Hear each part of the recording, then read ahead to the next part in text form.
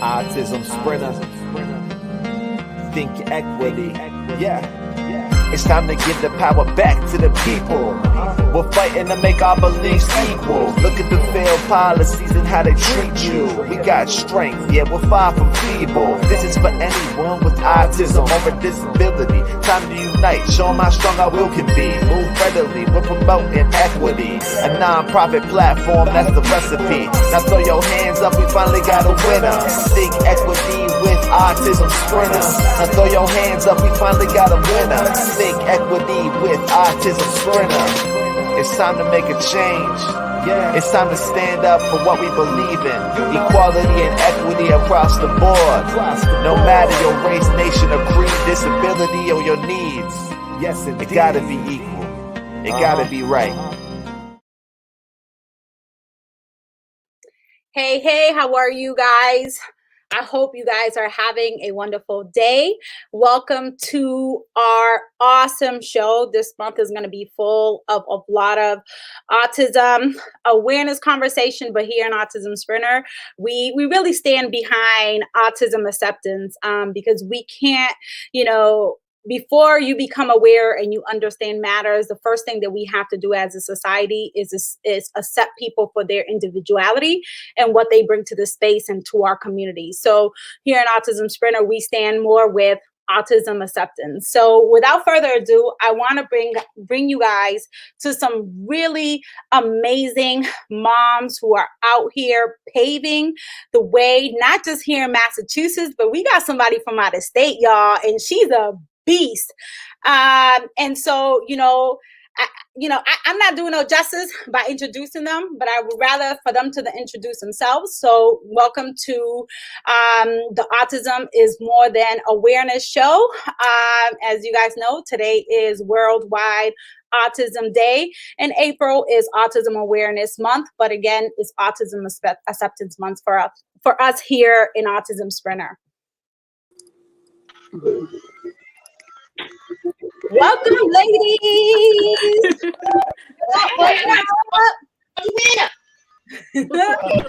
Hello. I'm going to start from my right down. So I'm going to go Danielle.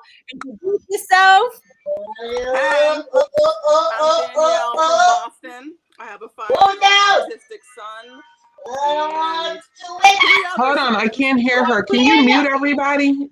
Can you mute everybody except her? So again. Yep, go ahead. Sorry. Okay. Hi, I am Danny, and I'm from Boston. Well, I'm from Ethiopia. I live in Boston, and I have a 5-year-old autistic son and 3 other boys, so welcome. Then I'll go to T. T, unmute yourself, girl. Introduce yourself. Tell us where you from. Can you hear me? Yep, I hear you, boo.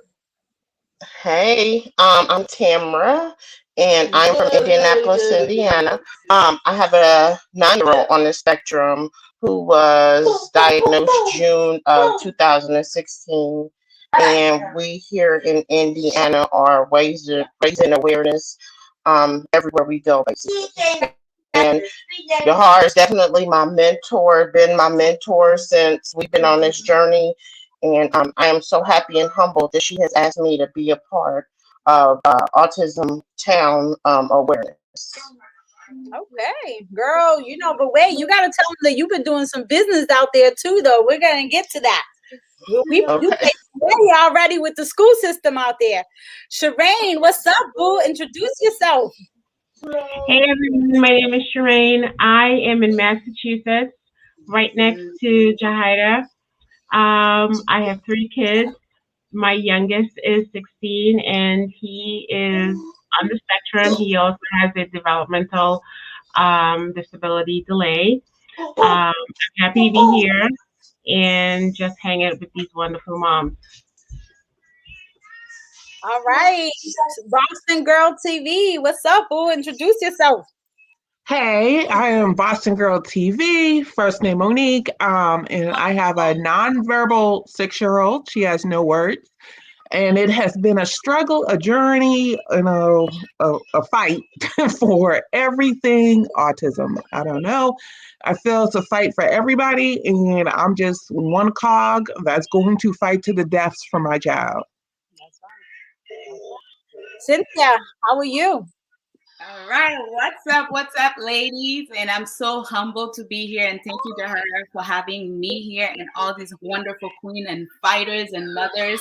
I'm from Massachusetts, so I have 3 children, and then 2 of my boys are on the spectrum, and I'm also Haitian, so I'm representing my Haitian community, which is a community that's very hard when it comes to disability, but we are here, we're fighting to make things happen, so I'm happy to be here and having this conversation with you ladies.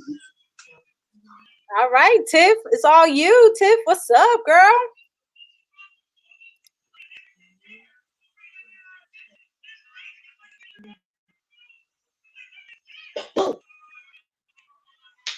Ready, nice.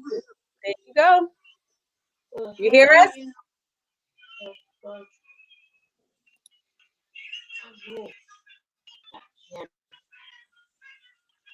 It's all good. It's all good. Tiff is working on her sound. So we'll get back to you, babe. Don't worry. You know you can always jump in. All right. So I mean, let's get to it, y'all. Because today is one of those days, right? That I think that the society is like autism awareness, autism, and then for us it's like it's 24/7, 365 days. So this is not new to us. We live this every day. We're waking up every day fighting for our babies. And one of the things that I always think about is the day that I received the diagnosis. I don't know how it was for you guys, but kind of for me, it kind of felt like a death sentence, right? It kind of felt like I was like, OMG, what is this? And when the doctor started talking to me, the doctor basically told me everything that my son wasn't going to do. There was nothing that came out of that diagnosis that said that, my son was going to be able to do this. It was everything that he wasn't going to do. And it was horrifying. I know Tiff is back. Let me see if her sound is working so that she can introduce herself. Tiff? Can you hear me, guys? Yes! I'm sorry, guys. I was the last one to make some trouble around here. I'm sorry. But yes, guys, I'm Tiffany, mother of 5. I have 2 on the spectrum, ages 10 and 9. So I got a whole household full here. But you know how it is. As you know, as a mom of 5, doing and everything in between. But yes, I'm glad to be here. Well, you know what? We're going to start with you. So when you received the diagnosis, how did that make you feel? And was you by yourself? Was you with your husband? Was with your family? What kind of led you to get, to see a developmental specialist? Yeah, so, when I was first finding out about my daughter being diagnosed, that was she was the first one to show any signs and symptoms and stuff like that. So while she was doing all this other stuff, the whole acting out and not really understanding what was going on with her, I had to, I was dealing with homelessness. I was in a shelter, navigating that system all together. So I was dealing with that and trying to figure out how am I going to find out what's going on with my daughter. So with the help of the early intervention at the time, I was working with my twin boys. She kind of helped me lead to get some type of diagnosis. But it didn't even happen until way later on that I went to a developmental doctor and talk about how long that takes just to get in is a long wait. I mean, it was like 1 to 2 years almost just to see somebody while you're dealing with your child that's having multiple difficulties learning mentally, physically, psychologically, all of that.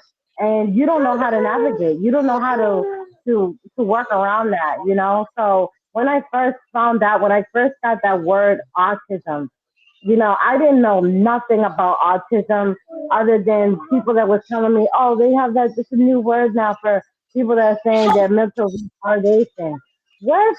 Are you serious?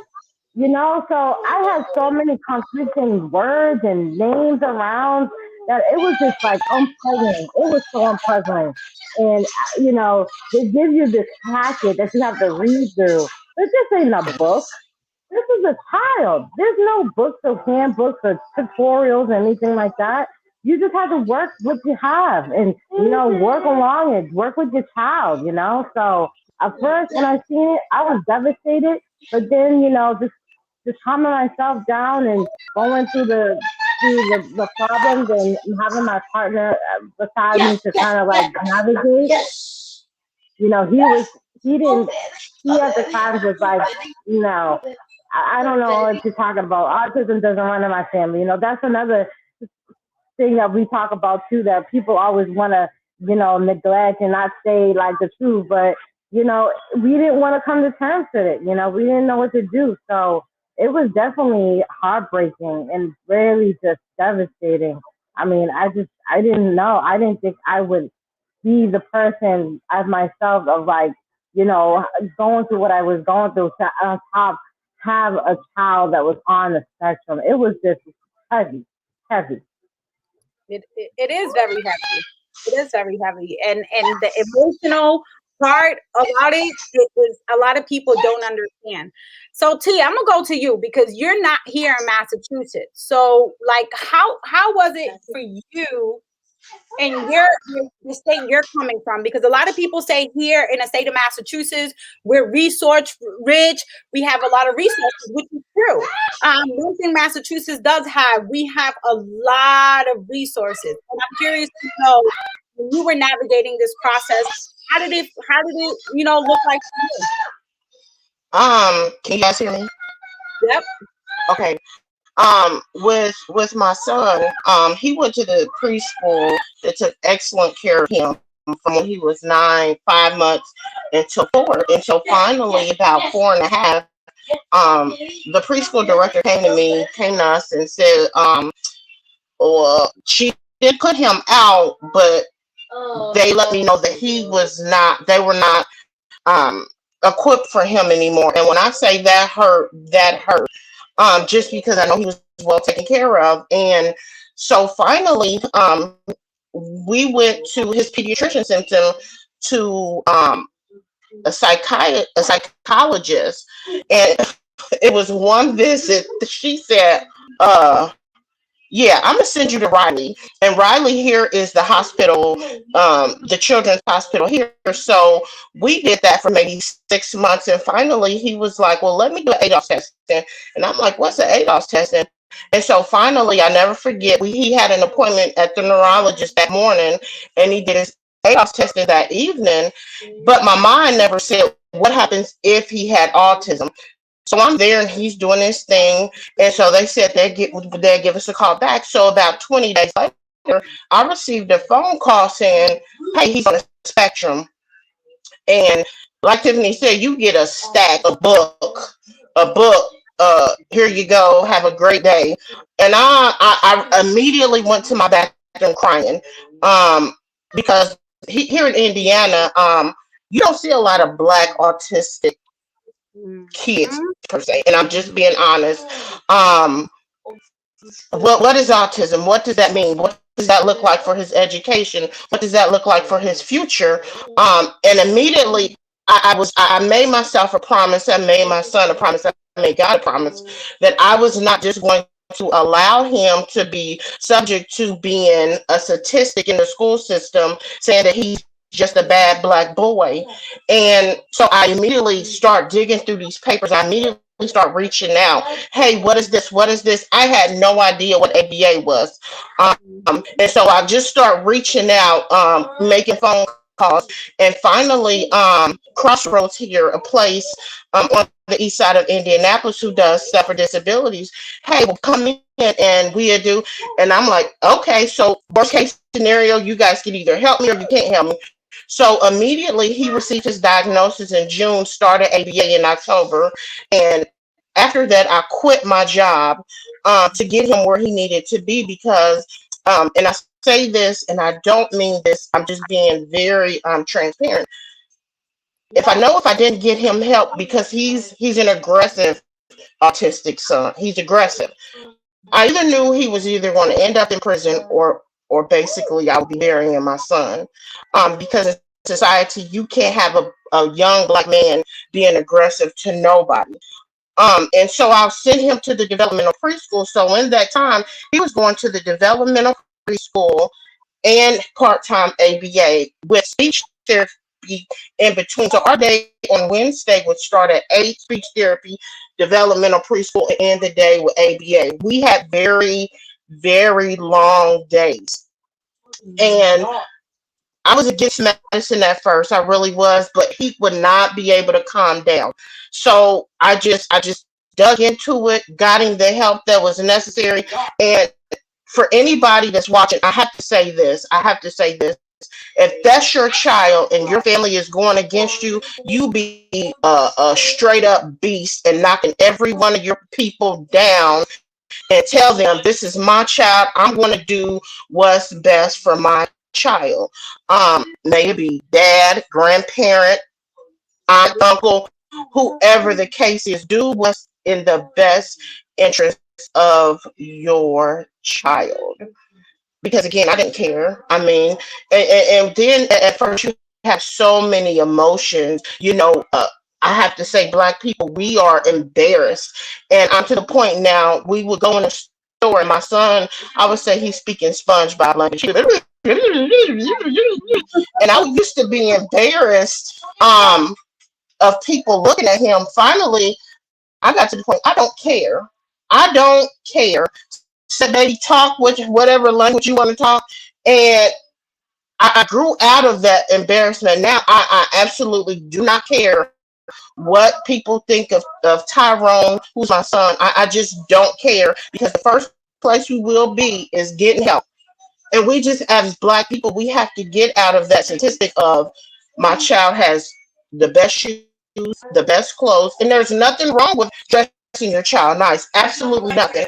But if your child is not whole, healthy, and happy, you're not doing your job as a parent. And I'm just sorry. And it's real, like you said, it goes back to the parents, and parents, sometimes we got to advocate 10 times harder. And I'll go with Cynthia, because I know, Cynthia, you are from Haiti, and I know, as being a mom, and I'm from Puerto Rico, from the Caribbean, and I know Shireen is from the Caribbean too, so it's different for us. Not different in a sense of skin color and things like that, but in islands there's this big taboo about seeing people and things like that, and it's just everything, at least in my household, we're going to pray to God, everything's going to be okay, and there's nothing wrong with him, you know what I mean? And I'm like, wait, there's something going on here. So Cynthia, talk to us a little bit about about this, your journey, your diagnosis. How did your family, as a Haitian mom, how did this resonate in your family? Yeah, so the thing is, ladies, what happened with myself, when I was pregnant with my son, when we went to do the test, and they found out that he will have trisomy 3. So that was my second child. So I'm like, what is trisomy 3? So they're like, oh, it'll be best that you get rid of your baby because you're gonna struggle a lot. He's not gonna live past 5. And I'm looking, I Googled and I'm seeing trisomy 3 kids. I'm like, oh my God, like I've never know about what trisomy 3 is. But I'm like, you know what, whatever it is, if God's gonna give me 5 years with my baby, let me live those 5 years. So I said, who are you to tell me, what God is possible to do? I'm like, I'm not doing any more testing, right? And I'm mad that they sent me a bill after all that stuff, when I say I didn't want to do all that stuff.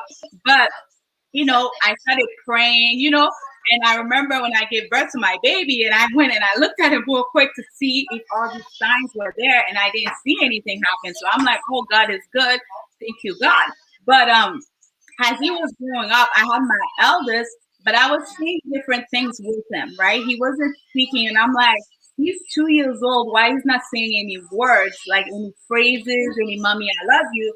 But what I noticed about him, he was like reading everything. Like when we were on the highway, he was reading stuff. Like how he's reading all that stuff and he cannot talk to me. So, as a Haitian mother, I'm asking out a Haitian mom, and and the doctor was like, oh, I think something wrong, go check it out. So I went to other mothers. I'm like, the doctor's saying something is wrong. What do you guys think? Which is not the right thing to do, by the way. They're like, oh, they always talk. They just want to label your child. Don't listen to them, whatever. So as a mom, I listened. They were like, oh, they said that to my son. Look at my son. My son is fine.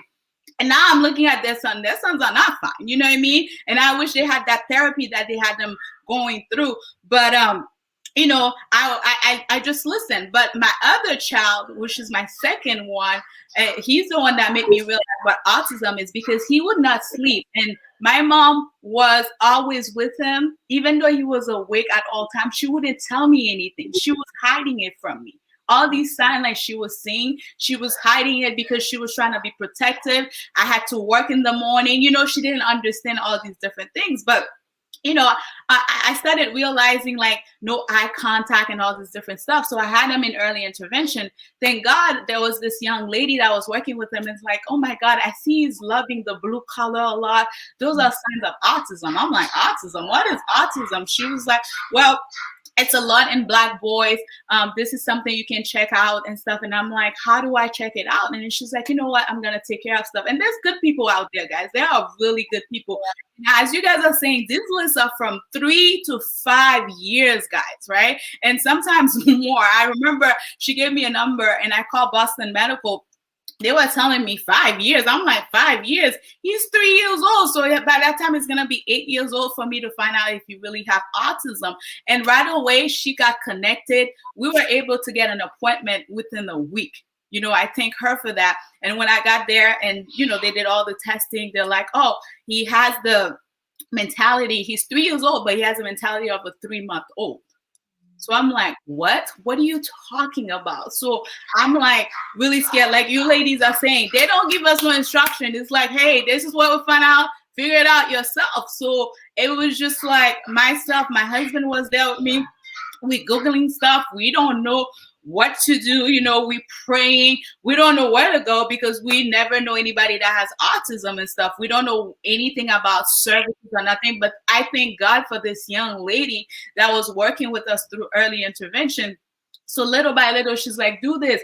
There's what's called ABA. I'm going to teach you how to do this. And then, I started, Googling, and I see other mothers that were speaking out how their children was. And then that kind of like gave me the hope to learn more about what autism is. So when I was seeing that, I'm like, I'm seeing the same thing with my youngest one. I might as well get him diagnosed to see if he has autism. He was 7 years old, guys, at that time that I got the diagnosis. And thank God, like he was nonverbal. Well, I wouldn't say nonverbal. He was speaking, but not fully speaking. And once he got that diagnosed, they were able to give him a communication device. Now he speaks too much now, right? But I'm just saying, like, if I wasn't out there and saying like, hey, listen, let me find out more about my children, I wouldn't get them to where they at. And this is what we're seeing in the Haitian community. People are not taking the responsibility. They are so afraid. And you got that pride where I was like, oh, I don't want to label my kid. No, I need to know what's going on with my kids so I can help them to be better, And it's not their fault because they don't have that education. And people are out there, like I said, it's not the same. When you have somebody with a kid with disability, people are laughing at you. They're making fun of you. And they want you to be in that corner where, people shouldn't care about you. We don't have no resources at church. We don't have anything. I remember they said to me, it's because I didn't pray enough. That's why my kids were autistic. And those were people at church. You were supposed to help me. How you going to tell me it's because I don't pray enough? You saying like that, God has given me a sentence because of that. Like those kind of things hurt.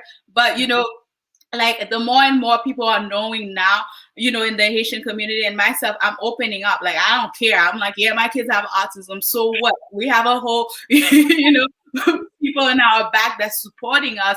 And you see more mothers are coming out, which I really, really enjoy and like. But it was not an easy journey. And it's still not an easy journey. But, I'm gonna fight through the end for my babies. I want the best education, and I want one day for them to be a business person. Why not? Like, everybody doesn't have to label them like, oh yeah, you know, let's try to get you a high school diploma. No, you can do more than that. So we're here to inspire them and to be better. That's true. I love that. And I know I'm going to go to Shireen, because Shireen is also from the Caribe. So talk to us about your journey, and like what landed you to get your son diagnosed, and what has been the family support around that, and any, cultural, things. Talk to us. So my son's a preemie. He was born at 34 weeks. Outside of being a preemie, he appeared to be typically functioning at that time. He was a C-section, so we were in the hospital for 4 days. He came home, and at the end of 4 days, he probably should have stayed a little bit longer, but his weight met more or less the criteria for being discharged. Our diagnosis came very, very late, so around the age of 14, when it was finally all said and done. And so we have lived a very, very traumatic life up until that point. We were denied access just about at every turn. So he does have high functioning autism, and he has a host of other types of diagnoses as well. Because he has high functioning autism, he appears to function as a neurotypical. He knows how to stem to satisfy himself, but he also knows how to blend in. And it wasn't until we entered sixth grade, when he was hospitalized for a couple of weeks, that's when folks started taking us seriously, that we were actually in need of services. We were denied 3 times for our IEP. We received a functional behavioral assessment, which helped, but didn't really help. By the time we got to sixth grade, he had it. I remember calling the pediatrician, and I said, my son's spiraling, and there are a host of things that happened today, and I don't know what to do. We need to come and see you. And she said, well, we can put him back on ADHD medication. And, well, what are you trying to solve? Like, why are you putting him on ADHD? She's like, well, if you don't want to do the medication, you're going to have to take him into Children's Hospital. And I didn't. And we had tried various types of ADHD medication, because the system said, based on the score sheet, that he had ADHD. And he was labeled one of those little bad black boys, not directly, but indirectly. He was given a lot of support in school, but there was a wrong kind of support. So instead of it stimulating him to settle down and to do his work, it actually triggered him. And then when he became triggered and spiraled, he was then that bad kid. And so we got to the hospital. It was a trying time. I cried. So he was there for 2 weeks, and then he got home and he went straight to school. But that was also very troubling for him and for me. He eloped a few times. Well, eventually we were outsourced. Even though we had the hospitalization, we had to fight for an IEP. We still didn't get the IEP until he was almost getting ready to enter into sixth grade. For me, so I've been telling my story all day long, so I'm a little bit emotional. That's all right. Don't worry. I didn't think that I would. I didn't think that I would be, but it's been a very trying day. We woke up this morning and he said, it is not Autism Awareness Month. just to be clear, and we are not wearing blue. Is Autism Acceptance Month. Folks need to accept me for who I am, and any color you want to wear, but blue. Um, and so that's been playing in my mind all day. Then we had an incident at school today that I cannot share, but it was very troubling for me, and he spiraled badly. So I spent a good part of the day with DDS on the phone trying to get him the right supports for the situation that happened today. We actually formally got a diagnosis of autism, essentially Asperger's, at that time when he was 14. And so after the hospitalization, so I cried every single night. I saw him every single night for those 14 days that he was there. And I went to work, and I worked in Boston. He was at Children's Hospital, so it was just like right around the corner. I saw him at lunch, and then I saw him in the evening. And then I came home, took care of my other two, and cried until like 1, 2 o'clock, got up and do it all over again. And then even when he got back home, the first 2 weeks was very touch and go. He was essentially on 24-hour suicide watch when he got back home, and that actually stayed in place for an entire year. So what that really means is that everything was locked up and hidden away, like any and everything that you think could be a sharp object was locked up and hidden and hidden. And even today, some of the cabinets are still here, some of the containers to put like the cleaning products. Not that it's a concern today, but it's still here from that time. We got the diagnosis because I was pleasantly persistent. And folks don't like when I say that. So I am not a disruptor. I'm not a troublemaker, but I will. I'm an ally, and I make friends along the way. But I keep going, and I keep pushing, and I keep at it every single day. And I'm intentional with that practice. And so what I did when he got back home from the hospital in those years leading up to, it was 2 years after that we got the diagnosis.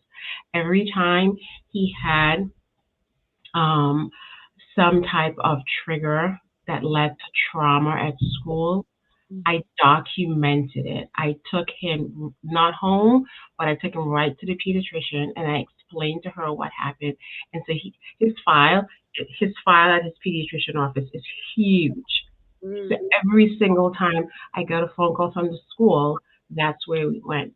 And finally, the doctor got tired of us coming into the office because really it was just me documenting. I don't know what to do. And the fact of the matter is, I was honest with that. I didn't know what to do. And you're the professional. It is your job to help us and give us the resources.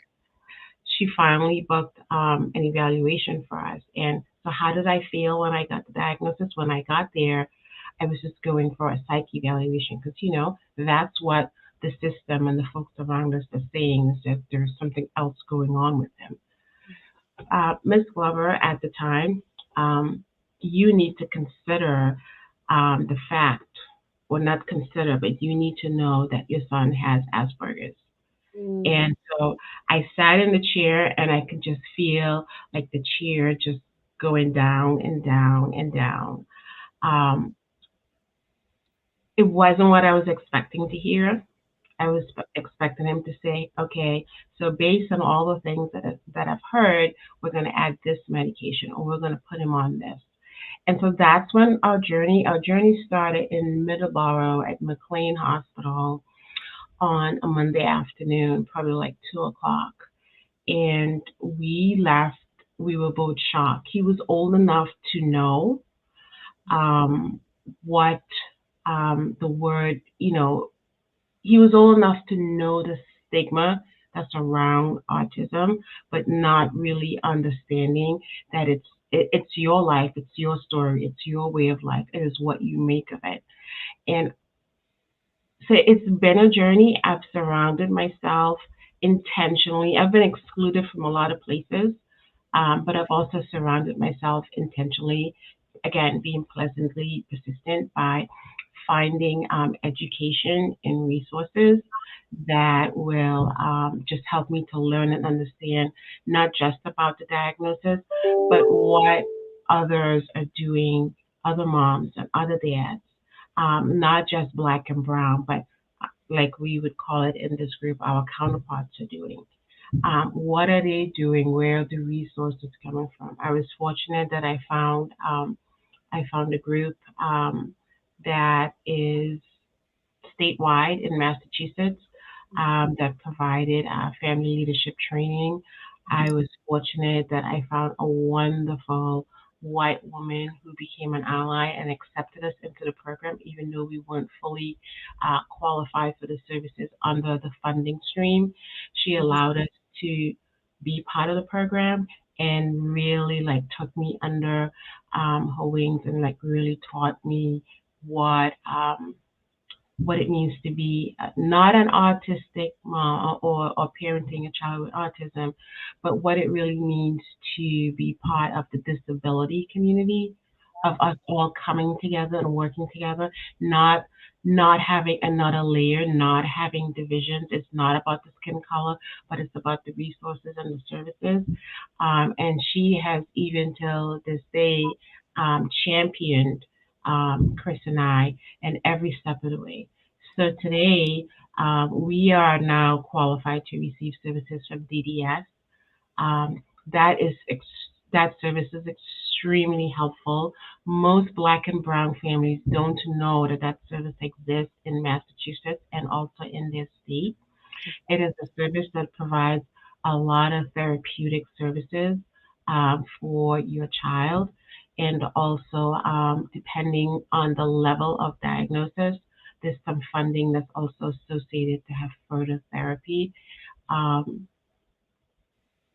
Jahida came into my life during my next stage of my learning in our fellowship that we're doing right now, the Lund Fellowship and in the Master's Program. And she's a Lund friend and a Lund. But I'm thinking, because I want to make sure I say this correctly, like she's a Lund friend and a Lund sister. So I do identify as a mom with a disability, and so my disability is generalized anxiety. And so a lot of folks will say, yeah, I'm feeling anxious.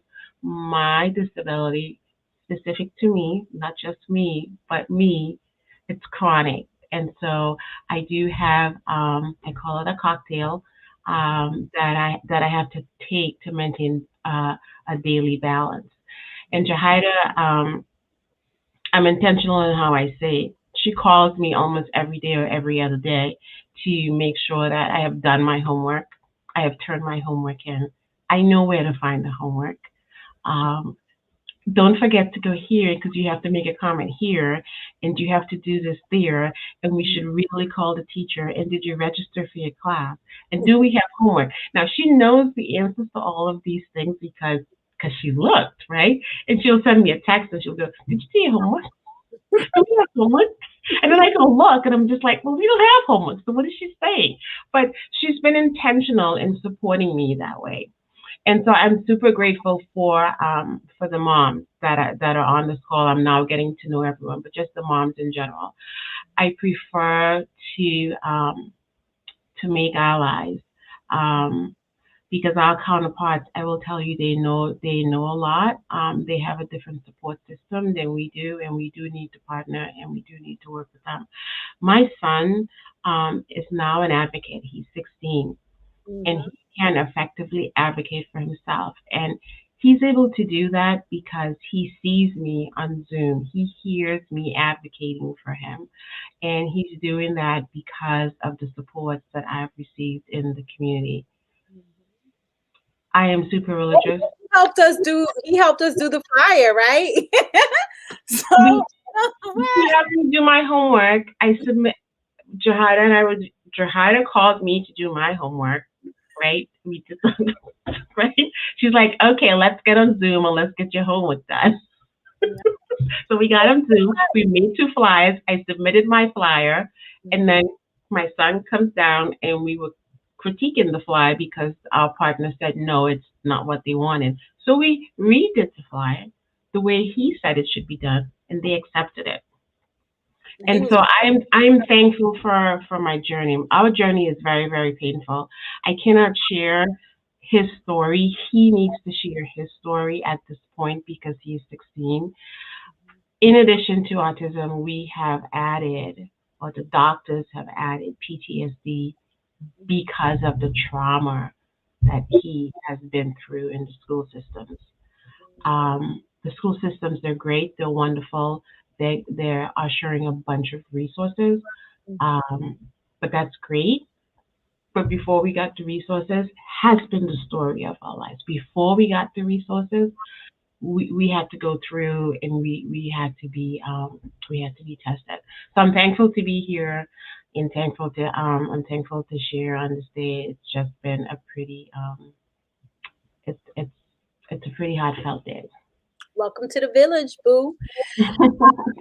I'll go to you, Danny, because Danny, listen, y'all gotta follow Danny. First of all, her natural hair product, like you see her hair, right? Like her hair is too dope.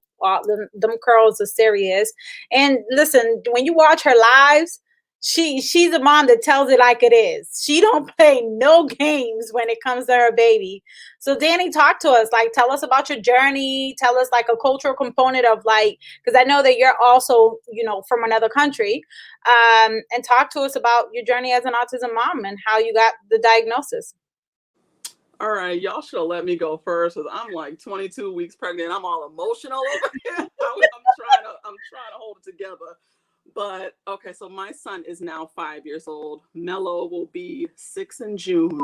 So it's a little different for me because I was, prior to even having him at all, I was a teacher, a special ed teacher. I worked in early intervention. I did all of that. I sat in the classroom every day for years, like over 10 years with children with autism. So at about, Romello was developing typically, and he was like in a home daycare. And after a while, about 13 months, it's like a switch went off. And I'm watching, I'm like, there's something there. And they kept on, and then the teachers or the daycare providers picked it up as well. And I'm like, my son is autistic. When I did, at the time he was at BMC and I took him, I'm like, listen, my son has autism. And they was like, oh no, you don't know what you're talking about. He's too young. I said, my son has autism and I'm not leaving until you let me talk to the right person. And I will dead up stand there. I'm one of those, I'm 5'11" with all this hair. You cannot miss me if you tried. I will stand there all day and all night and get on your nerves. I don't play when it comes to my Papa Bear. But he was already in early intervention because I suspected a speech issue. So he was already there, thankfully. So we ended up going because BMC was giving me such a hard time. And like the wait lists are, oh my goodness, they're crazy. It doesn't make any sense why they make people wait that long. But I ended up going at UMass Boston. They have, I don't even remember the name of the program, but they have a program where your child can get diagnosed there. So he literally was diagnosed 2 weeks after his second birthday. And how did I feel? I was relieved, but I already knew. Does it make it any easier?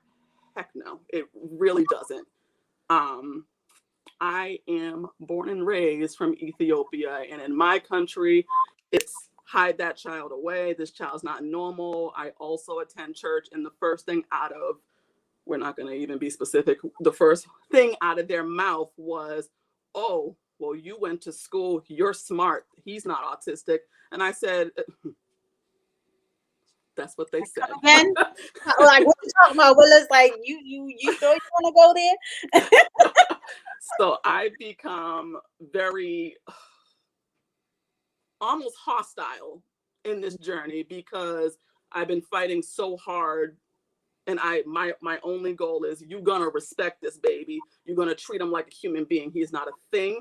He is not an object. He's not a bad little boy. I don't care what you say. I will fight you down to the gristle. I will stand toe to toe with you. I don't care what your title is. I don't care what color you are. I don't care what you know. It doesn't matter. None of that even matters to me. My baby. That's it. And I don't care if he's 19 years old. That's going to be my baby forever. That's right. And anybody who stands in the way is going to have a problem when it comes to that child. I have like, I'm trying to like figure out, I'm so sorry. I'm like trying not to get all emotional and wild. I'm very eccentric. I'm very, but when he was 2, the first thing that they do at these hospitals is hand you that 100-day kit for that. I'm like, I don't want that crap. Okay, that's gonna be coloring pages for my kids. And I think it's so insensitive. You don't just hand somebody a stack of papers and don't really say anything. Even though I did, that was my field. I said, but being a teacher and being a parent, the two cannot compare. They're not the same thing. I get to send those babies back and they were my heart and soul. But I laid there on that slab and pushed this boy out. Mm-hmm. So there's a difference here, a distinct difference. And I didn't like any of that. I don't like the way the medical field operates. I don't like the way they treat parents of color. I have had to let them know several times, to the point that when I was pregnant with my 3rd son, they literally threatened me with children's services because I wasn't coming to my appointments, because I said, I'm not missing no IEP meeting. There was something going on with Romello and I needed to be there, and they did not understand that. And I told them, you can call whoever you want, because when they come here, they're not going to find nothing. I take good care. I do too much for these boys. I know people always say, you need to take a break. You're doing too much, girl. You're pregnant now. Calm down. And people don't understand, when you have a child on the spectrum, sometimes, I'm trying the self-care thing, but it's difficult. It's very, very difficult. And for me personally, I know a lot of people disagree, but he comes first. These kids come first, period, at all times. Because the second I start slacking off, here come the school district with the foolishness.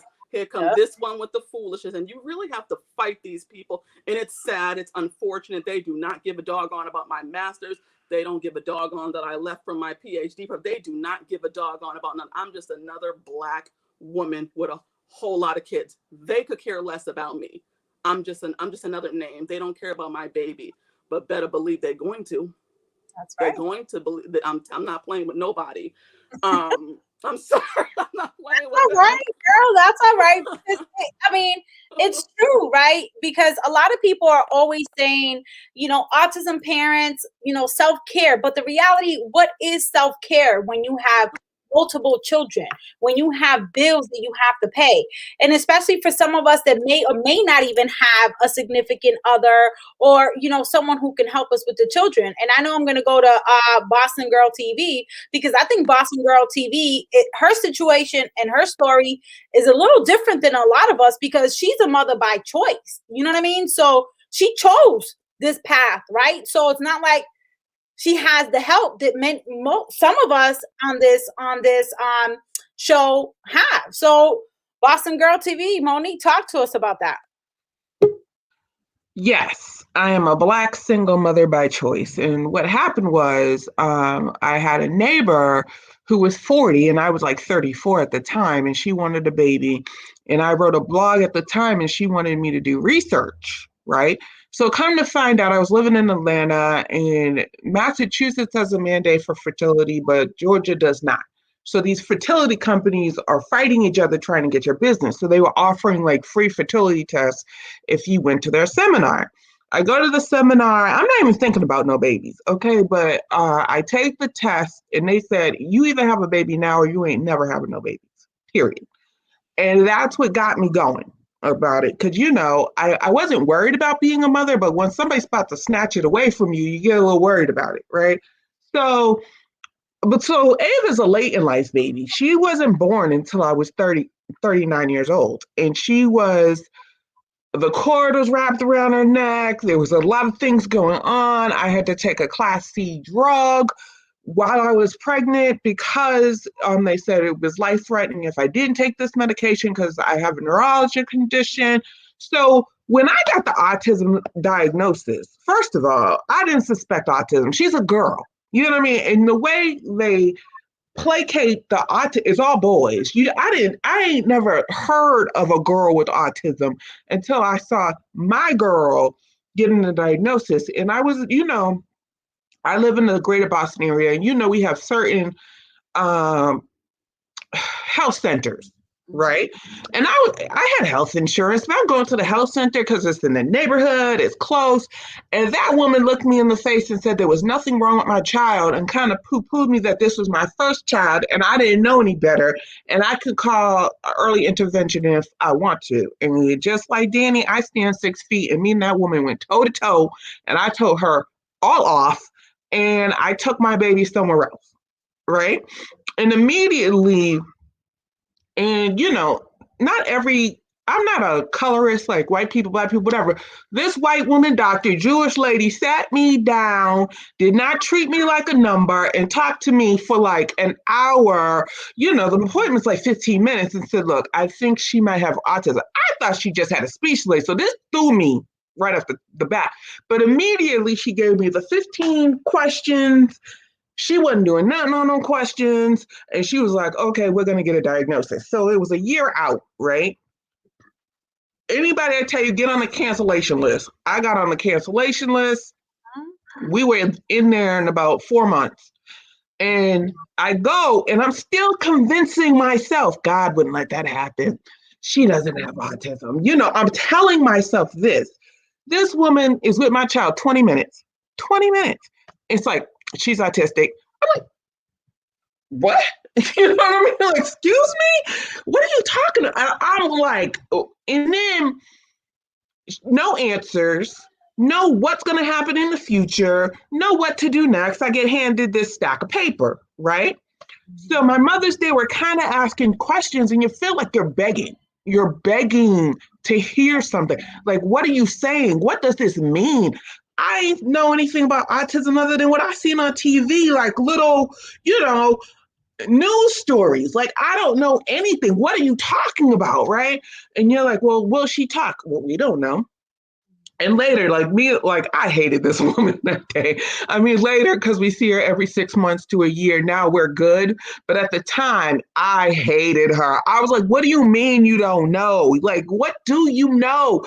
You talked to my child for 20 minutes and you seem to know she's autistic, but you don't know anything else? Like, nothing, right? And I got to the parking lot, and early intervention actually came to the appointment with us. And I broke down in the parking lot. I'm talking about sobbing in the parking lot of this hospital.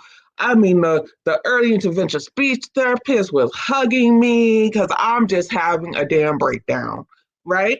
Because I was just like, I felt so helpless. I felt helpless. And then, I'm sorry, I went through, is this my fault? Like, is there something I did, something I didn't do? Did I not take the folic acid? Did I forget the vitamin D? Was it the medicine? Was it the cord around her neck? I chose this. She's 39. Is it because I'm old? You know what I mean? I beat myself up to a pulp about, is this my fault? Right? Should I have delayed the vaccinations? I mean, because at the time, I didn't know about the vaccinations either. So I'm like feeding into everything that this could possibly be on me, So in my history of success, I've always learned that you find other people going through the same thing as you. And that's always served me well in every situation. If you want to be a successful businesswoman, you find other successful businesswomen to mentor you. That's always been me. So I was on my autism team, and this girl reached out to me. She had a nonverbal daughter, and she was Black. I told myself, this woman's going to be my best friend. I didn't care. We were talking today, and she was like, well, you didn't know if I was crazy. I said, girl, I was desperate. I didn't care if you're crazy. I didn't care anything. We are going to be best friends, because I had nobody else. Like, I knew nobody who had actually, I had cousins, but they were like severely autistic, and we're dealing with like the moderate to mild, right? So she was considered moderate. She didn't have no words. So I found this girl. She was happy to meet me. I was happy to meet her. We're at a park by Carney Hospital for 3 hours talking. Okay. Our kids are like ready to go home at this point, but we are like and we've been best friends ever since. So I had my one ally. Now we're going to hit every autism event in Massachusetts. We would plan, we would go together. And sometimes they call them autism events and they weren't, right? So this is how I met Yahara, her autism event. And I go to her, I didn't know how to pay for it. So I'm looking it up. I couldn't figure out how to pay for it. So I called the number attached and I get Yahara. We talked for 2 hours just from this call. Now she my new best friend, right? So then we get there, and then she introduces me to somebody who tells me, oh, well, my daughter goes to an autism center, because my daughter was just about to enter Boston Public Schools. And I wasn't happy about it because they just ran over me with this IEP. I mean, they ran over me with the back tires. Like, I felt at a loss. And I didn't even like how they were talking to me. Like, I didn't like the tone in their voice, right? To the point that once I heard that tone too much, I found me an advocate. And he showed up at that IEP. He didn't say much, but their tone totally changed when that man's sitting there. Totally. Now she's all inviting, not just telling me I need to take this and you need to take that. Like I had no options or no choices or whatever. But even with the Autism Center, and I love her Autism Center, but I don't even let that die either, because my daughter has no words. So I really feel people put her in the box of stupid, okay, or she's not intelligent or whatever way you want to put it. So, and to be honest, I didn't know either. Like, I mean, I'm not an elementary school teacher. I'm not a social. I don't have any knowledge. So I'm going off the cuff too. So the pediatrician, when she was 4, was like, she's not talking. She needs a speech device. I'm like, oh, okay. So we went on the mission of the speech device. This girl gets the speech device, and within 6 months, she got 80 to 90 words.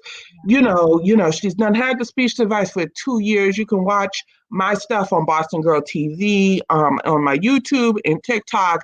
I also have a Facebook group, Autism on Strong, where I do homeschool with her. And the truth of the matter is, a lot of people don't know about this speech device. So I feel like I'm a subset, right? Because first of all, I have a girl, and first of all, she's not talking. So when you meet people in Facebook groups with nonverbal kids, like legit nonverbal, like not, they can talk, but they're not conversational, and stuff like that, we tend to bond together. They'd be like, how did you do this? Where did you get that? I get a lot of questions like, where'd you get that device? You know what I'm saying? Because there's definitely different levels of autism. There's different levels of where people are at. And I feel like even in the autism community that I get overshadowed because people don't understand it's different when you have a child with literally no words. Like, and you're trying to figure out how to communicate with this child. And she could just be upset that her foot hurts, but she can't tell me her foot hurts. So she's flipping around all acting crazy, and it's a legitimate reason, but she can't communicate it to me. Okay. And she has epilepsy too. We've been hospitalized in Children's Hospital like 5 times or whatever. But there is a different level that you already got the behaviors. You already got the communication issues. And they have no words to tell you anything, So it brings this extra level of madness, right? And I'm sorry, nobody believes you unless you have proof. I told these people she likes space and dinosaurs. I was watching her on her tablet, and she was watching space. Girl, going to Deep Space Nine, Star Trek, The Next Generation, and all this stuff. And they said, oh, she probably just likes the colors. Really? And then she gets the speech device, and the turnover is real. So now it's a different set of people, right? So the turnover just happens all the time. And they're like, oh, she likes space and dinosaurs. I said, I told you that last year. You know what I mean? So it's almost like Parents are experts. Right. I do my videos for proof and accuracy, and to tell you, I know my child's deficits. I know all of them. So when you're talking to me, you ain't telling me nothing that's surprising. Once you tell me something surprising, I'll let you know. You know what I mean? That's how I know they're lying or telling the truth or whatever, because I know my child, right? So I request video. They need to show me what she's doing You know what I mean? And they happily send them too. And I'm the type that I want her to do it at home too. I don't want her to be a puppy that you get her to do a trick there and I can't generalize it at home because that's not helpful. You know what I mean? I don't want her to just do things there. So I try to generalize it at home. But I feel like autism is a fight. I don't care if you're white, black, or other. I don't call the Massachusetts Insurance Commission. I got in a fight with the Department of Education. I've gotten in a fight with so many people. And when I say fights, I mean, I don't like condescension, okay? Don't placate me, don't condescend me. You know, yes, it's hard to hear, not the greatest things about my child. It is. But I want the truth, because I remember a BCBA said to me, "Oh," I said, "Well, what is her issue?" "Oh, she don't have no issue. She's doing great." I said, "Look, she wouldn't be here if she's doing great. That's not a productive conversation. Tell me what her issues are." You know what I mean? Like, I don't want to hear rainbows, unicorns, and butterflies. I want to hear what's going on so I can work on it. Like they said, she knew her colors. Then they said she regressed and didn't know her colors. Okay, well, I'm home working on colors. You know what I mean? And now she knows her colors, but if you didn't let me know that she supposedly lost this skill, then we ain't communicating. We ain't talking. And my goal is to get this child to the next level. I had met an autism mom at an event, and she said something to me. She said, they say meet him where they're at. She said, I don't want to meet him where he's at. I want to meet him where he needs to go. And I agree. You know what I mean? Yahara asked me a question like, if she will never talk, have you accepted that? And I said, no, I haven't accepted anything at all. Because the moment I accept that she has challenges that she can't overcome is the moment I stop fighting for them.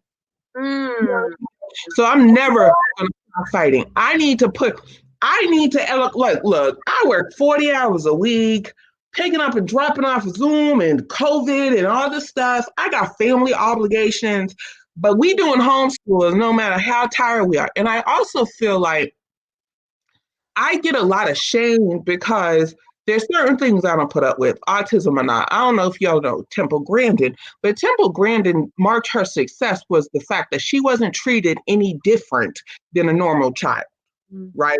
It's not, oh, she has autism, so treat her with kid gloves and don't have expectations because she has autism, right? So I know when my daughter doesn't want to do something and she's laying across the floor crying and screaming or whatever, and I'm like, okay, we'll give you 5 minutes. You cry and scream, but eventually you're going to sit in this chair and do what you have to do, right? Or like doing her hair. She's a Black child. We all know that is not the move, right? And I mean, it took a year of crying that we're going to do your hair every Sunday. And you're going to have to suck it up because it's a hygiene issue. We have to do it. I'm sorry. I didn't like it when I was a child either. So I accept that you don't like it. I cried too. So is this neurotypical or is this autism? No, it's neurotypical, right? And if she has a tantrum on the floor, I step over her. And it's funny. She gets up. Right. And I had a problem with the Autism Center because they don't say no. They don't want the disruption or whatever, but I feel like that's not life. She's going to have to do things she doesn't want to do. If it's an autism related thing like sensory or whatever, you really have to judge which way it's going. You know what I mean? Or is it just her having a tantrum because she's 6 and she don't want to do it? You know what I mean? So there's definitely a fine line. And I used to baby her too. I had to get out of doing things for her and having expectations too, because I was falling into that trap also, So for me, I had to get past, it wasn't my fault. I had to get past that we're on a journey that nobody knows what the end result will be. I don't care what teacher, BCBA, anybody. And I asked our developmental pediatrician what she learned. Oh, because she's been, diagnosed since 2002. And she says she makes no guesses about what this kid is going to turn out to be. She said that she had thought kids weren't going to talk and they ended up talking. She thought kids were low function and they end up high function. She thought kids were high function and they end up lower. It's like, no, there's no path for autism that you can say that this kid's going to do X, Y, and Z. There's nothing. You know what I mean? So my thing is, as a parent, my expectations got to be in the sky, and they're going to stay there always. Thank you. And I hear you. I mean, and to that, you know, I'm gonna go to T because we're about to start wrapping up. And you know, if you can give a parent an advice right now, what would you tell a parent right now about this journey? And I'll start with you, T, and then we'll go to Cynthia, and then hopefully Tiff will come back. And it was funny. I was just going to ask that question. I would say 4 years ago when I got the diagnosis today, had I known to, and I've told a few parents this, the one thing that I could give the best advice is give yourself time to grieve. The fight is going to come. We know that. Yeah. But you have to give yourself time to grieve, because in this journey, just because a month or two ago, I kind of went back to that grieving process of, it was a bad day. We have several bad days sometimes. And I think that we get in the habit of rush. I got to do this. Sometimes we forget to just let our emotions out. That's right. And I just looked at my son and I forgot that I forgot to give myself time to grieve, the process of grieving, you know. And so that's the best advice that I can give a parent today. Is just the fight is going to be there. It's going to always be there. But emotionally take care of yourself. Give yourself that time to grieve. And then after whatever you win, dig your heels in and get your child the help. But what I do want to say is, Danny, I'm scared of you. I'm scared. I'm scared of you. That is my goal, is to make a trip to Boston. Oh my goodness. I mean, I'm that mother too. I will go through 100 people to get that one person that's messing with my child. But I also learned that from Yahida. I mean, I kid you not. And I have to say this real quick, and I make this post. When my son was first diagnosed, I reached out and I wanted to meet people that knew my journey, that knew the struggle.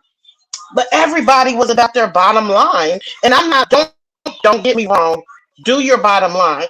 But when you're a newly diagnosed parent, you don't want to hear, if you can get me there, can you afford me? I'm like, lady, I just quit my job. You know what I'm saying?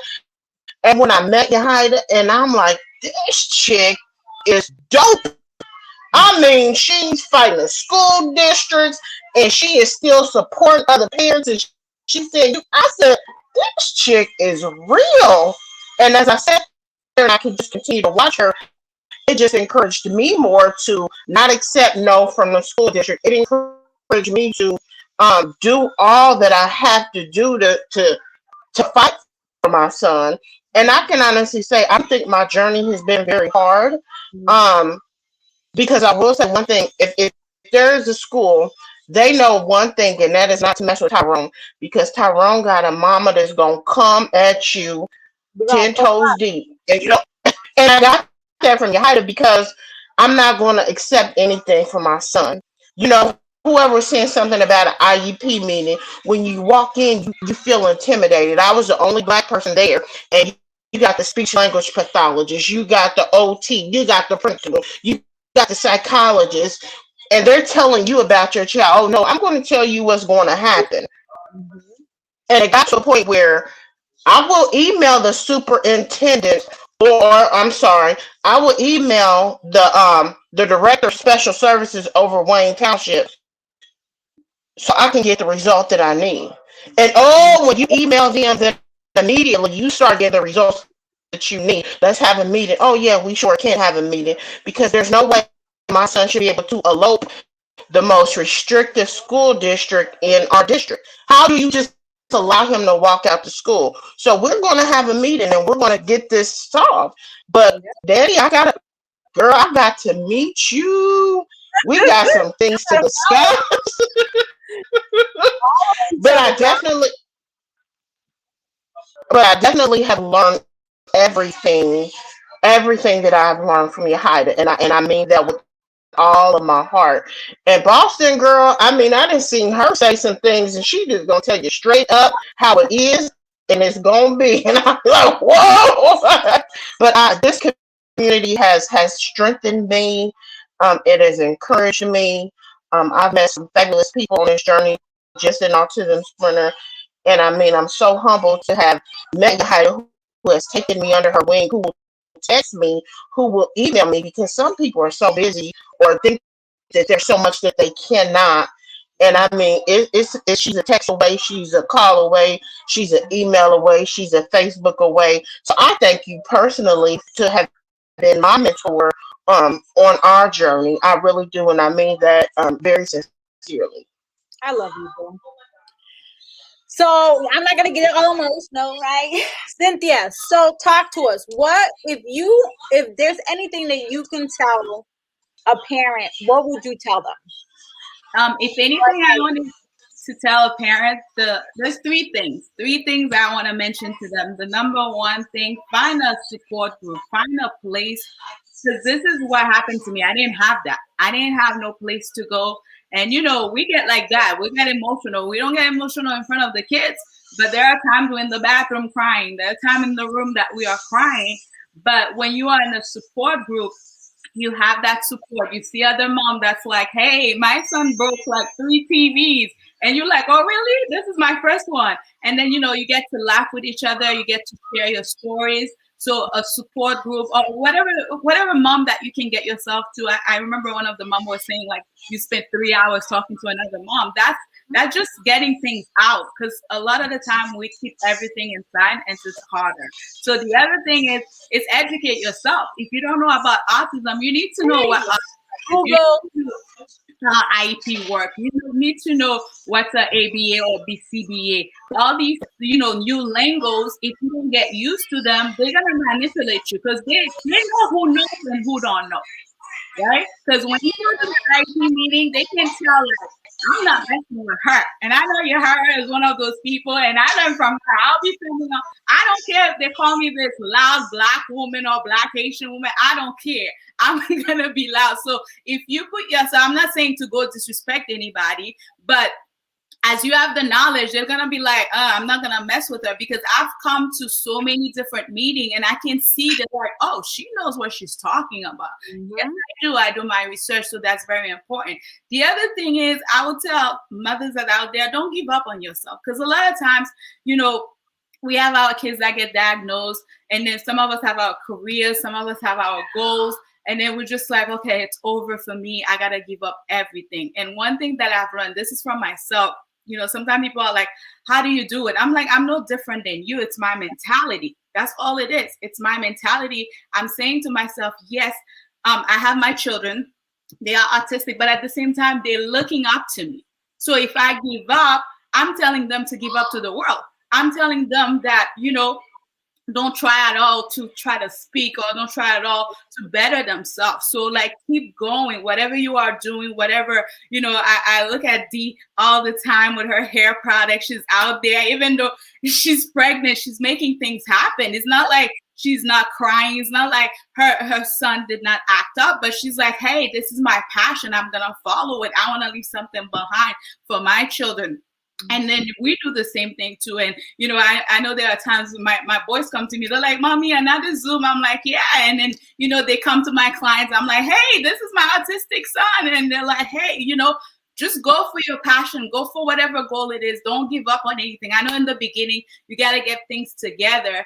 But at the end of the day, keep fighting what you're looking for. I just want to say, Yahara, I loved you from the beginning. I remember the first time I heard this woman speak, I was just like, I love her energy. Like, because I'm a happy person, and people get threatened when you are loud because, you know, people want you to be sad. But I'm just like, I like her. And then, you know, she didn't hesitate. With Facebook, we talk all the time. There were times like we just hop in on Messenger, and she's always open. And that's what we need in our Black and brown communities. How us mothers, we can put our hands together, because we are all fighting the same fight, right? So if we put our heads together, we can become better. So that's the advice that I have. Ooh, yes. So I know that Tiffany, we see you, boo. So she's having connection problems, guys. But Shireen, I'll go to you. So, you know, what's an advice that you can give a parent? Data. Collect. Yep. That's it. That is what I did. And be pleasantly persistent. Yep. That's it. And that's honestly, that's just all that I did. And that's what the school systems in Massachusetts is asking. They want proof. They need proof so that they can take back to whatever, the IEP board, to say, okay, fine, we awarded these services based on. Unfortunately, they wait until, if you don't have the data, they wait until it gets really, really bad, and then they have data, and then you get services.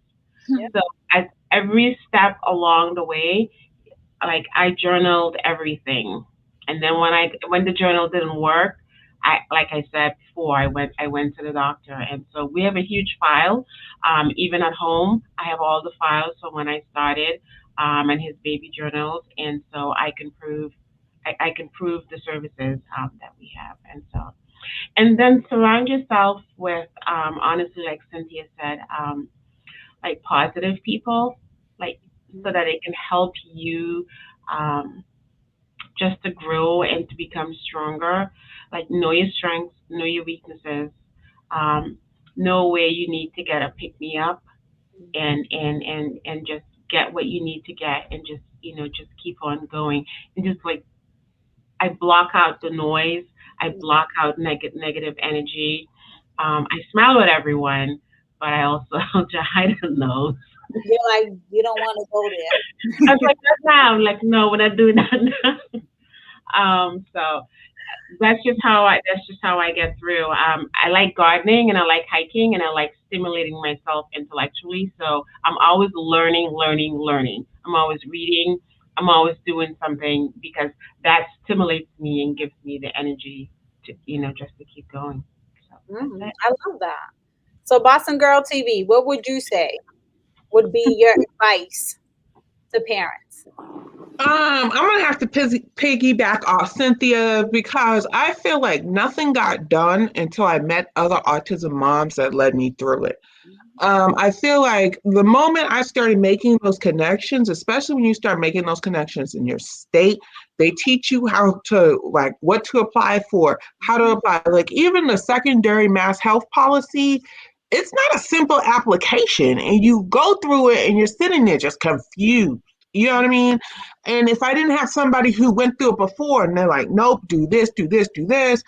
I mean, we even have templates on Autism Sprinter how to apply for a handicap plate, or so the thing about Yahara isn't just pleasant. She has the knowledge, and the whole thing too is she's also half motivational speaker, because she gets you hyped to do it and go in there, and she's like, when I was fighting the Department of Education, she's like, no, you need to, here you go.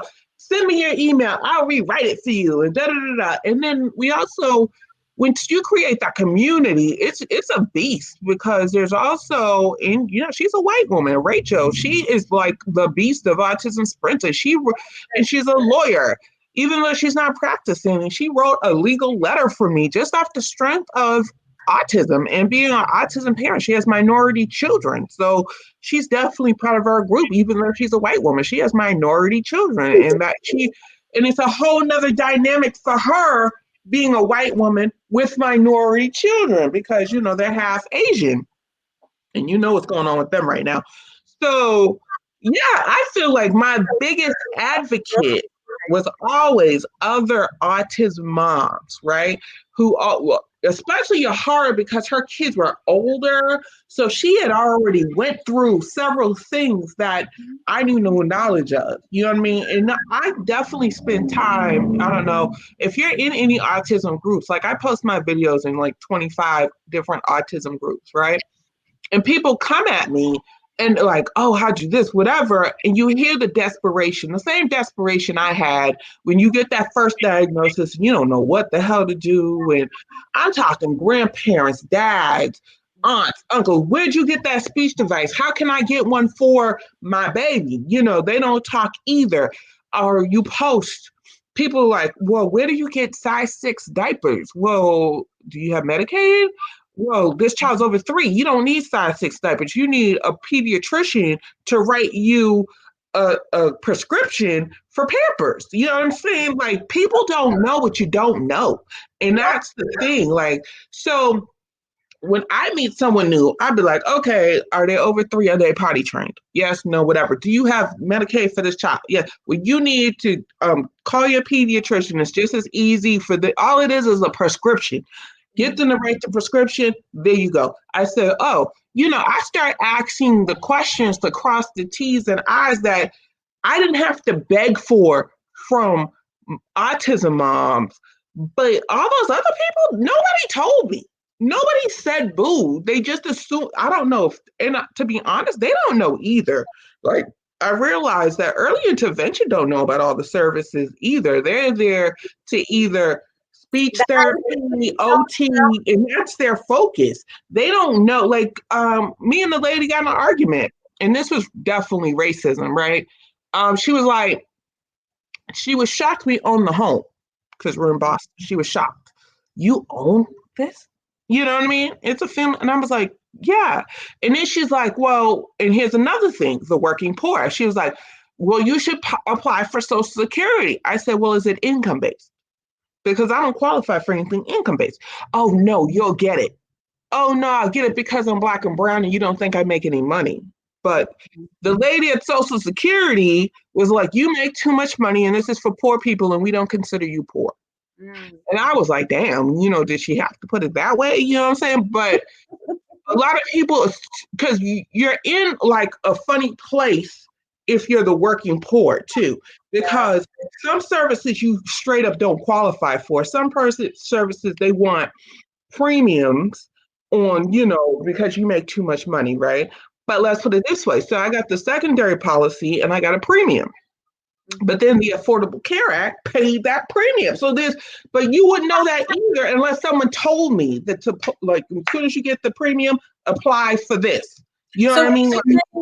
So not to cut you off, but you're dropping a lot of gems, right? So you're saying that their parents who do have private insurance can also qualify for mass health as secondary so that you can pay for, to see the even deeper than that, Yahara, because you have to go through the healthcare connector, right? Which you're going to get rejected because you have your own insurance, right? So I tell people when you go through the healthcare connector, there's 2 things you have to make sure you check yes on. Your child is disabled and the disability will not go away in 12 months, right? Those are the 2 things in that form you got to check yes on, because even though they don't make it easy. They don't let you say, well, let me just apply for my disabled child. You got to apply for the whole damn family, get rejected. And then they come back at you about, well, what child's disabled and give us the paperwork and stuff. So it's a tedious process, tedious. And, unless I had those autism moms telling me, no, do it this way, call this person, or, who knew that Massachusetts has an autism insurance line? Terry. You can call Terry. Terry can go into the system and find out where your application's at. Like, until somebody told me about Terry, I didn't know Terry existed. You know what I mean? So it's nobody's just handing you this information. It's almost like somebody got to say, did you call Terry? Who's Terry? Like, Terry, what's up, girl? We friends. Like, what's up, boo? Like, you gotta help And me out I here. ended up meeting Terry. You know what I'm saying? And I went to her insurance class at the Federation. It's like, but I'm saying all this came from other autism moms who watch my show. So I feel obligated to help other autism moms. So I have sat on Instagram, not Instagram, Facebook, and talked to people during instant message. I have called them in the Facebook Messenger and talked to them and walked them through. And sometimes we just want to be heard by somebody going through the same thing, because I could just hear it in their voice, the comfort that you have an autistic kid too. This isn't a neurotypical parent kind of condescending you saying, oh, they'll be all right. Oh, just give them time. Oh, don't worry about it. They'll grow out of it. It's another autism mom that's been down your road in that comfort level when they know they can tell you exactly what's going on and you're not going to shame them, judge them, feel bad for them. You're going to help them. That's me. That's what you dropped a lot of gems, guys. So I hope you guys rewatch this. For those that haven't watched, please rewatch it because there's a lot of gems that we're dropping here.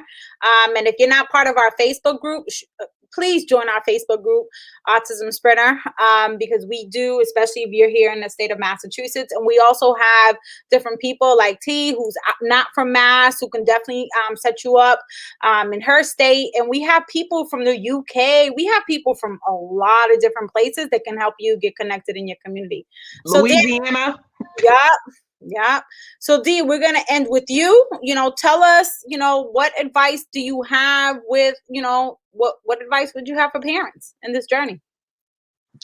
So I would just say, honestly, that don't be afraid to advocate. It doesn't matter who it is. Don't worry about your background. You don't have to, because they treat me like crap and I'm coming out of the same field that they're standing in. So it doesn't matter. It really, really doesn't. Yeah, and please don't get tired. Everyone posting about their World Autism Day today, and I swear my kid screamed all morning in meltdown mode. He screamed all morning, and I'm just like, this is ridiculous. Don't be afraid to withstand the storm because days are hard. Like my son is also nonverbal, so oh my God, I get it. I really, really, really get it. Don't get tired because, especially if you have a child that is nonverbal, you are their only path because people will say all type of crazy things. Your child won't do this. They won't do that. They can't. I hate that word. They can't. They won't. I said, maybe you won't. And they'll try to start. My son's last IEP meeting was brutal and I had to completely go off. They was just looking. They have never seen me scream. They have never seen me raise my voice. But by the time I got done, everyone was like, okay, ma'am. I said, that's what I thought. But they starting to drop the A word on my baby, aggressive. And I'm like, Papa, that baby is not aggressive, but I am. Please don't confuse that. But don't give up. Do not give up. I know it's hard. I know, some days are hard. Like, let's be real. Some days are very hard and you're just like, why? Why does it have to? I ask myself that sometimes. Sometimes I feel bad, but like, that doesn't have to be me. Why do I have to deal with this? Sometimes I've even went as far, God help me, of saying, oh, I've worked all my life with autistic kids. Now, why on earth would I be the one to end up with one? But you know what? Sometimes I think it takes a very special person to work with a autistic baby, especially to be the parent of one. So who better than you? Whoever has a child on this family, who better? It's you for a reason. That's all I gotta say. Ooh, and that's perfect. So guys, we can go on and on and on. And, you guys will probably see these lovely ladies again, because we're going to continue this work. Because as Danny said, the fights are going to always go, keep happening. And like Angel said on the comment, the fight with the schools is horrible. And, parents buckle up because the reality is that post-pandemic, the fight is going to be harder. We're going to experience a fight and a half because some of our babies did not get the services that they're rightfully owed, that are covered under FAPE, that are covered under that are covered under, IDEA and that are legally stipulated on their IEP, because an IEP is a legal abiding document, educational abiding document. So, the fight is going to be real. And so, like the mommies here said, autism is far more than just awareness. There's a lot of accepting that we need to do. Our communities need to do better in including those that, bring a different fabric layers, to our community. And, we look forward to seeing you the rest of this month. We have a few more shows happening, and make sure you follow these lovely moms. That these are moms that will take their time to connect with you online and share whatever resources that they have, because as you can see, our village is strong, and we believe that sharing is caring, and that whatever information I have as a mom, I'm sharing it to the next mom in hopes that that mom shares it with the next mom. And just sharing, because at the end of the day, like most of us have said here, that we're handed a diagnosis, a piece of paper, and they kind of send us on our way. And you leave that office with 1,000,001 thoughts. And I know for me, I self-blamed myself for a lot of things. I felt like that I did a lot of things wrong when I was younger, and all the things that my mom told me not to do. And I'm like, could that be the reason? So, all I can say for me as a parent is what a lot of these mommies say: document, document, document. Never, when you have conversations, follow up with emails, and document everything. Document everything, and make sure you read your laws and understand your laws. With that being said, good night, guys. We appreciate it, and we look forward to seeing you guys again. Good night.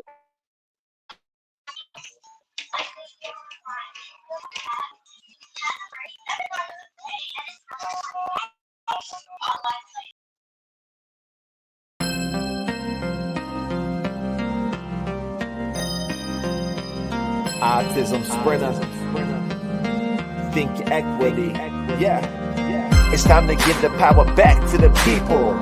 We're fighting to make our beliefs equal. Look at the failed policies and how they treat you. We got strength, yeah, we're far from feeble. This is for anyone with autism or a disability. Time to unite, show them how strong our will can be. Move readily, we're promoting equity. A non-profit platform, that's the recipe. Now throw your hands up, we finally got a winner. Think equity with Autism Sprinter. Now throw your hands up, we finally got a winner. Think equity with Autism Sprinter. It's time to make a change. It's time to stand up for what we believe in. Equality and equity across the board. No matter your race, nation, or creed, disability, or your needs. It gotta be equal. It gotta be right.